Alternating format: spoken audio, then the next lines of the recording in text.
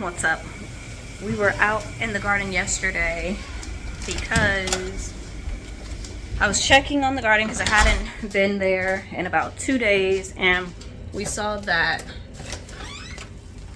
there were a lot of bug damage on my potatoes, and I saw caterpillar poop, but I didn't see the caterpillars, so I'm going out here today to see if I find who has eaten my potatoes, the culprit. I also think it's time to pull garlic. They're yellowing and they're flowering, which I think, if I'm not mistaken, once they start flowering, they aren't any good for storage, long-term storage. Okay. So if you didn't see yesterday's video, I showed how all of the leaves were eaten, and I can see that there's caterpillar poop, those little black dots. So, but then I also saw lots of grasshoppers. Here, there's some more caterpillar poop there.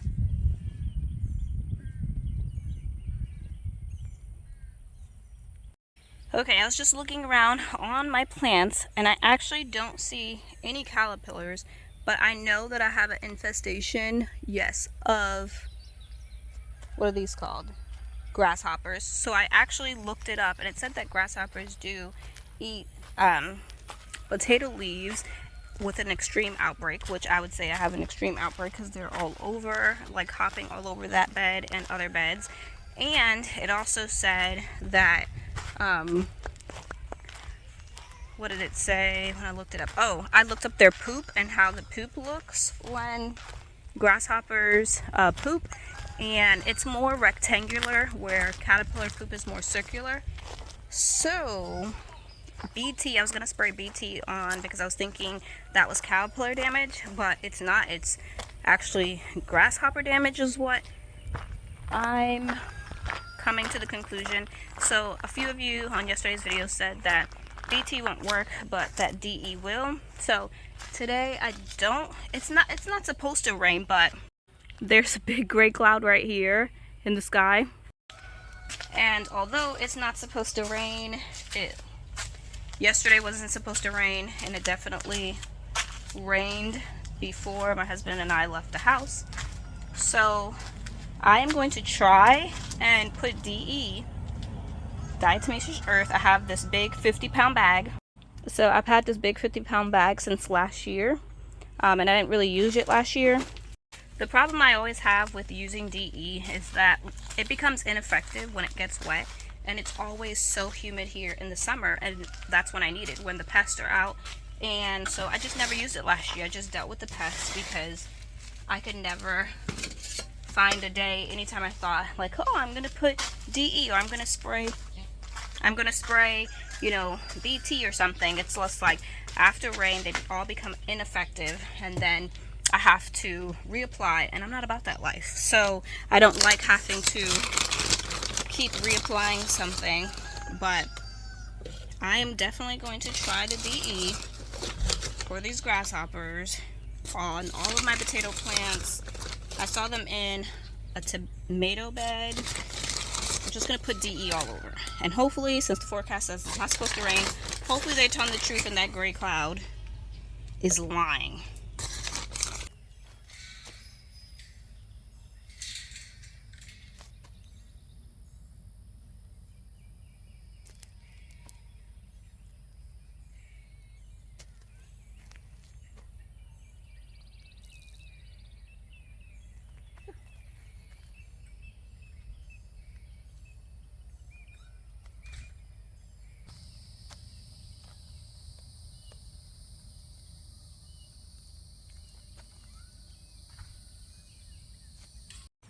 I wanted to show you guys, if you didn't know what caterpillar or grasshopper poop look like, it's these little black beads. when I've dealt with hornworms or caterpillars, their poop is more circular, but I mean, it's still black either way. So if you see any of those black circles, then you definitely know you have a caterpillar or a grasshopper. Now that I know that grasshoppers are eating my potato leaves, because I do not see any evidence of hornworms, but I see grasshoppers flying and jumping all over the place. It's disgusting. They're black with like a yellow line. I'll have to see if I can get one. I did show one in my last video.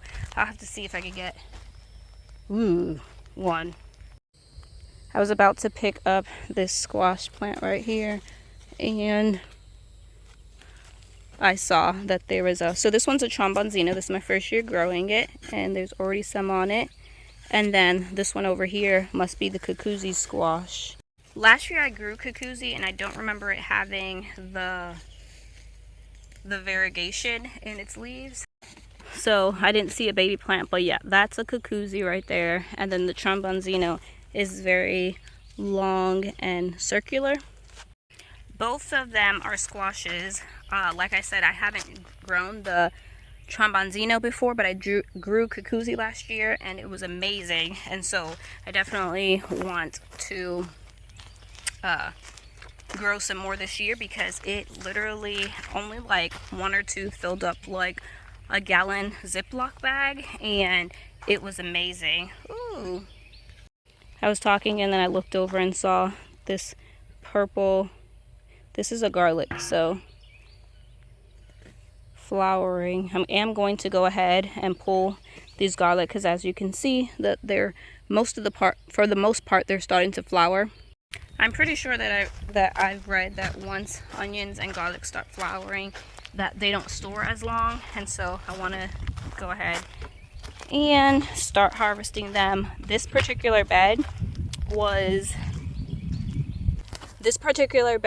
is planted with my elephant garlic, but I did end up planting, I think, some hardneck varieties.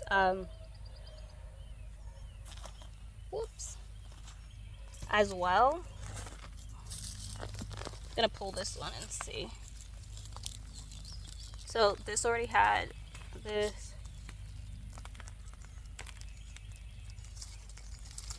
So last year when I planted, what is it called? Elephant garlic, they did get these little baby ones right here, and I was told that this is only my second year growing elephant garlic. I was told that if you leave these in the soil and replant them, that not the following year, not next year, but the following year, that they will produce elephant garlic.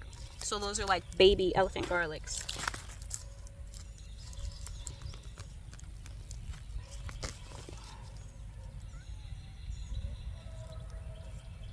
This one has a bunch of them.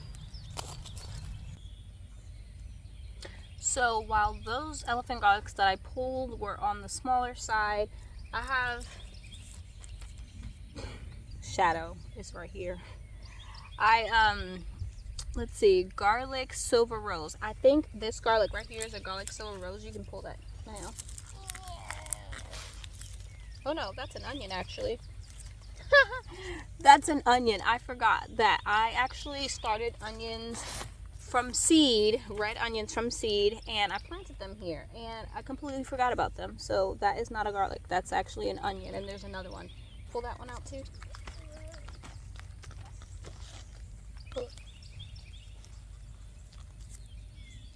Okay, you can go put them in the house with the other. So yeah, that was not a garlic. I forgot I planted. There wasn't enough garlic to spread out, and so I ended up planting some of the onions here as well. I was just moving the soil around some of these garlics, and the heads are not really big, so I think I'm gonna leave them and let them die some more, even though they're starting to flower and go to seed. Yeah.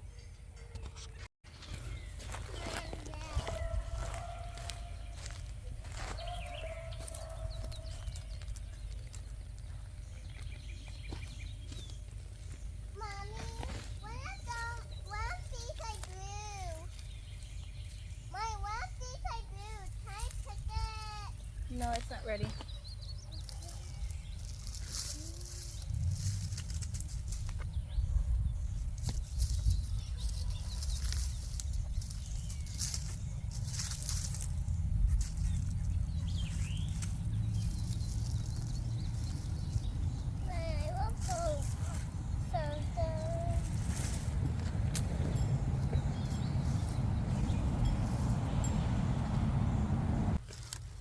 So this is really interesting. Apparently a garlic was planted like by accident in the soil, and then it grew into a head, but then the head started splitting open and all starting new garlic. So it's so strong in garlic flavor. That looks like two. Yeah, so you can see how they all started. There's like one big one right here, and then they're all breaking off into smaller cloves. And then I guess I had even threw onions over here because all of these onions were together. This one didn't grow a head, but these two grew together. That one was growing. So I'm gonna bring all of that inside. This is so cool. Where's that bump right there? Where? Right there. Where? The bump that I just touching. Oh, that's a garlic scape. Like it's not this cup thing. So yeah, like once you keep pulling it back, there's like one big garlic head right in the middle, and then all of these cloves. Oh, that's big. Yeah, so I'm gonna bring those inside, or ask the girls to bring those inside. And you bring these inside.